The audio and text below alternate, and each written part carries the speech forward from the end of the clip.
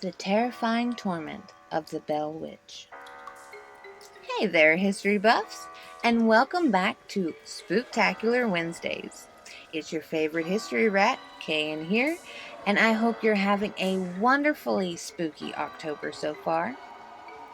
As you know, my little history rat is due any day now, and I'm so excited to share these pre-recorded tales of terror with you, keeping our tradition alive. We've already ventured through the jazz-filled streets of New Orleans with the Axeman and into the macabre world of Edinburgh's Resurrection Men. This week, we're heading deep into the heart of early 19th century rural America to a quiet corner of Tennessee where a family faced an entity so malevolent it allegedly tormented one of them to death. This is the chilling, legendary, and historically documented case of the Bell Witch. Get ready, because this story isn't just a haunting, it's a true crime committed by an unseen hand. The Bell family and their peaceful home. Our story begins in 1817 in a picturesque but isolated farming community near Adams, Tennessee, then known as Red River. Here lived the respected and prosperous Bell family. John Bell Sr., a successful farmer, patriarch, and church elder, his wife Lucy Bell, and their 9 children.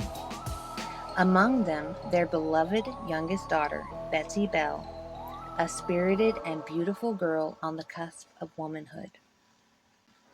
By all accounts, they were a devout, ordinary family living a simple, hard-working life. Their farm was a thriving enterprise, and the Bells were well-regarded members of their community. Their days were filled with the rhythms of rural life, tending crops, raising livestock, and the laughter of children. There was no indication that their peaceful existence was about to be shattered by something utterly inexplicable and terrifying. The first strange incidents began subtly, almost innocently, in the late summer of 1817. John Bell Sr. noticed a bizarre creature in his cornfield, an animal with the body of a dog but the head of a rabbit, that vanished as quickly as it appeared. He shot at it, but it disappeared without a trace, a strange omen, perhaps, of the unnatural things to come. Soon after, the Bell family started hearing peculiar noises around their home. At first, it was indistinct scratching sounds, like rats gnawing at bedposts. Then came faint knocking on the doors and walls, escalating to sounds of chains dragging, gulping noises, and stones falling on the roof. The noises were annoying, then unsettling, and finally, they were downright terrifying. The escalation of torment. As the weeks turned into months, the disturbances grew bolder and more aggressive. The noises intensified into violent thumping and loud raps. Objects would be thrown around the house, unseen hands would pull blankets off beds, and the children, particularly Betsy, reported being pinched, slapped, and having their hair pulled by an invisible force. The family tried to keep it a secret, fearing ridicule, but the terror became too much to bear.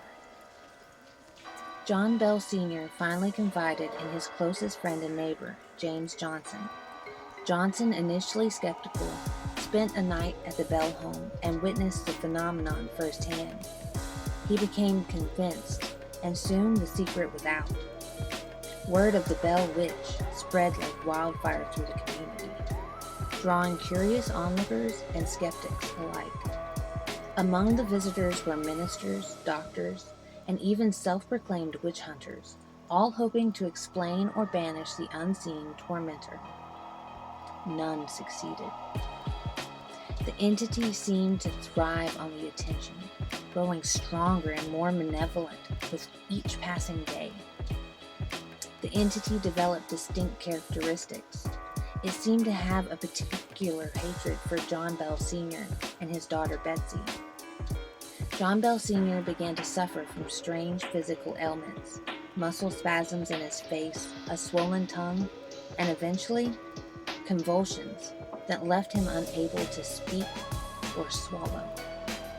Betsy, meanwhile, was subjected to relentless physical abuse, repeated slaps, pinches, and being dragged by her hair. Her face would often swell and become covered in painful red welts. The voice of Kate. The most chilling development occurred when the entity began to speak.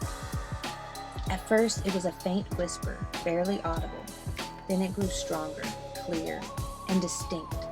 It mimicked voices, quoted scriptures, sang hymns, and even conversed directly with the family and visitors. It possessed an eerie intelligence and a wickedly cruel sense of humor. The entity often referred to itself as Kate or Old Kate, claiming to be the spirit of a troublesome neighbor or a disgruntled former slave, though its true origin was never confirmed. Its voice was described as sometimes harsh and raspy, at other times soft and melodic, even capable of singing beautiful hymns. Kate seemed to know everyone's secrets and histories, often revealing embarrassing details about visitors, which further convinced many that it was supernatural. It would engage in theological debates with preachers, outsmarting them with its knowledge of the Bible. It taunted, cursed, and threatened, especially John Bell Sr. Kate's favorite target remained John Bell and Betsy. It would promise to torment them relentlessly, especially John, until his death. It interfered with Betsy's courtship, attempting to break off her engagement to Joshua Gardner.